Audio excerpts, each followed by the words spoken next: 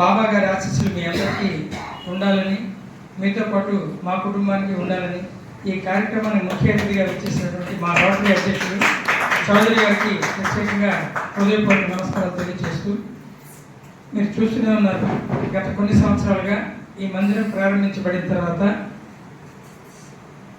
నిజంగా బాబా గారి మీద అభిమానం, ప్రేమ, ఆయన సిద్ధాంతాలను నమ్ముకున్న వాళ్ళు ఇక్కడ నిత్యం వస్తూనే ఉన్నారు. వాళ్ళు 100% మీరు ఉన్నారు. ఎక్కడెక్కడో నేను చూస్తుంటాను, బాబా గారి మందిరికి వచ్చి ఉపన్యాసాలు దంచేసి ఈ ప్రాంగణం దాటిన వెంటనే ఆచరణలో 1% కూడా పాటించని బాబా భక్తులు నేను చాలామందిని చూశాను. మన ఊళ్ళోనే చూశాను. ఇది నేను మన ఊళ్ళోనే అనుకుంటే వేరే గ్రామాలు వెళ్ళినప్పుడు కూడా అక్కడ కూడా అదే పద్ధతి ఉంది. నేను ఒకటే చెప్తా, అవకాశం ఉన్న వాళ్ళం బాబా గారు ఏదైతే సందేశం చెప్పారో, చౌదరి గారు చెప్పారో, సమాజ సేవే దైవ సేవ. మరి మా బంగారాజు గారు చూడండి, ఆయన అనునిత్యం ప్రతిరోజు కనీసం 500 రూపాయలైనా సేవా కార్యక్రమాలకు ప్రతిరోజు వెచ్చిస్తుంటారు. మా చౌదరి గారి దగ్గరికి వెళ్తే ఏ సందర్భంలో ఎవరైనా కూడా ఆయన 1000, 5000, 10,000 ఇవ్వడం ఆయనకి అలవాటు. అది పేరు కోసము, లేదంటే భగవంతుడికి వచ్చే పుణ్యం కోసము, గొప్ప కోసం ఇచ్చిన కార్యక్రమాలు కావు. ఎందుకంటే ఒక సత్యసాయి మందిరం కావాలంటే ఒక రైస్ బ్యాగ్ ఇస్తారు, ఒక కళాకారుల సంక్షేమ సంఘం ప్రోగ్రాం పెడుతున్నారంటే వాళ్ళకు 5,000 ఇస్తారు, సైన్స్కి సంబంధించి విజ్ఞాన పోటీలను పెడతారంటే వాళ్ళకు 3,000 ఇస్తారు. ఇంకే కార్యక్రమం అనుకుని ఎవరైనా కూడా 5,000, 10,000 ఆయన ఇచ్చే చెయ్యి, పుచ్చుకునే చెయ్యి కాదు. ఆయన కష్టంతో ఆయన సంపాదించుకుని వస్తున్నారు. బాగుంది. అంటే భగవంతుడి ద్వారా మనకు వచ్చిన ఆదాయంలో ఎంతో కొంత మనం ప్రజల కోసం సేవా కార్యక్రమాలు వెచ్చిస్తే భగవంతుడు దాన్ని 10 రెట్లు ఇస్తాడని నమ్మేవాళ్ళు నేను ఒకటి. మా చౌదరి గారిని, మా బంగారాజు గారిని చూసి నేను వాతలు పెట్టుకోవట్లేదు, కానీ ప్రతిరోజు ఒక 100 రూపాయలైనా కనీసం ఎవరో ఒక సాయం చేయాలనే ఒక ఆలోచన ఉన్నవాడిని. నేను చేస్తుంటాను. మరి మా త్రికరాజు గారు, జనార్దన్ రాజు గారు, ఆయనకి ఇలా మందిరాలు కట్టాలంటే ఆందోళన ఆయనకున్న సత్తా ప్రకారం 5 కట్టగలడు. కానీ భగవంతుడు ఏం చెప్పాడంటే ఆయనకి, నువ్వు నెలకు 5,000 ఖర్చు పెట్టరా, లేదా 3,000 ఖర్చు పెట్టరా, మిగతాదంతా కూడబెట్టరా అని చెప్పాడు. ఏమన్నా నిజమే కదా? అంటే భగవంతుడు ఏం ఆయనకి సందేశం ఇచ్చాడు అదే అవుతుంది. నేను వాళ్ళ నాకున్న ఆస్తంతా రాసిస్తానంటే అవ్వదు. భగవంతుడు రాత్రి ఇంటికి వెళ్ళేసరికి మనసు మార్చేయచ్చు. ఇక్కడ నేను ఒక మంచి విషయం చెప్దాం అనుకుని మా రాజును తలుచుకున్నాను, నేను మర్చిపోయాను.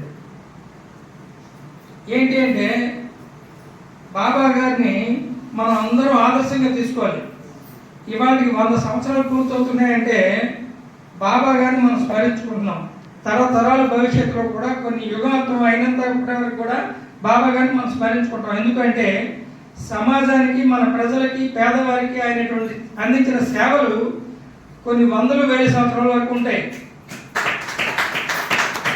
ఆయన భగవంతుడు కాదు కొంతమంది వాదిస్తే నేను అంటాను, నిజమే భగవంతుడు కాదు, కానీ నువ్వు ప్రజలకు నువ్వేం సాయం చేసావు, సమాజానికి నువ్వేమి ఇచ్చావు అని నేను ప్రశ్నిస్తాను. వాళ్ళకి ప్రశ్నిస్తే వాళ్ళ దగ్గర సమాధానం ఉండదు.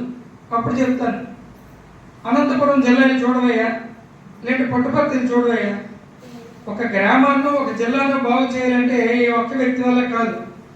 కానీ ప్రపంచం అంతా కూడా ఆయన మెసేజ్ని తీసుకొని కొన్ని లక్షల మందికి సేవలు అందుతున్నాయంటే కేవలం బాబా గారి సూచనలు, సేవలే. అలాంటిది ఆయనతో మనం పోల్చుకోవక్కర్లేదు. కానీ మనం ఇవాళ ఉంటాం, రేపు పోతాం. ఎన్నాళ్ళు ఉంటామో మనకే తెలియదు, నిజంగా తెలియదు. కానీ మన ఇవాళ మనకు అవకాశం ఉన్నవాళ్ళు మాత్రమే, అవకాశం లేని వాళ్ళు వద్దు. అవకాశం ఉన్నవాళ్ళు ఇక్కడికి వచ్చి సేవ చేస్తే రేపు మళ్ళీ వచ్చే పుట్టినరోజు బాబా గారి టైంకి మన అందరం ఉంటే పర్లేదు. లేకపోతే పలానా వ్యక్తి వెంకబాబు వచ్చాడు, ఇక్కడికి వచ్చి దీపం వెలిగించాడు, ఇలాంటి 10 రూపాయలు ఇచ్చాడు, 10 మంది వచ్చి చెప్పులు బయట పెట్టాడు, అవన్నీ చెప్పుకోవడానికి 1 సంవత్సరం నేను జ్ఞాపకుంటాను, తర్వాత మరొండ.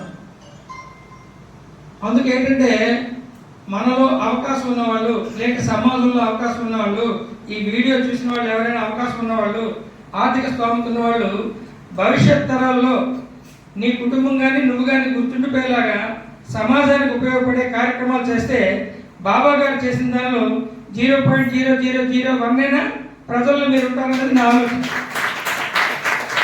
దయచేసి నేను చెప్పింది తప్పుగా అర్థం చేసుకోకుండా, చెప్పింది నిజమా కాదని రాత్రికి ఇంటికెళ్ళగా హ్యాపీగా పడుకొని ఇవాళ స్వామి గారి దగ్గరికి వచ్చాక మీ అందరికీ ప్రశాంతమైన నిద్ర పడుతుంది. ఎందుకంటే సంతోషం, ఆనందం. మనం బాబా గారికి సేవ చేయడానికి, ఇక్కడ సేవ చేసిన వాళ్ళు చూసి ఆనందించడానికి వచ్చాను కనుక దయచేసి మంచిగా తీసుకుని, ఏది ఎవరైతే చెప్పినా నేనే కాదు, పాజిటివ్గా తీసుకోండి. చౌదరి గారు చెప్పింది కూడా అక్షర సత్యం. అందుకే ఎవరైతే చెప్పినా పాజిటివ్గా తీసుకోమని చెప్పారు బాబా గారు. మన మోడీ గారు కూడా అదే చెప్పారు. కనుక ప్రతిదీ పాజిటివ్గా తీసుకుంటే మనం ప్రశాంతంగా ఉంటాం, రాత్రి సుఖనిద్ర వస్తుంది. తెల్లవారు లేచాక మన గురించి, మన కుటుంబం గురించి, మన చుట్టూ ఉన్న సమాజం గురించి మనం ఆలోచన చేయడానికి భగవంతుడు అవకాశం ఇస్తారని భావిస్తూ నాకు ఈ అవకాశం ఇచ్చిన ఈ సత్యసాయి ఆర్టిస్ట్ అందరూ కూడా పేరు ధన్యవాదాలు. జై సాయిరామ్.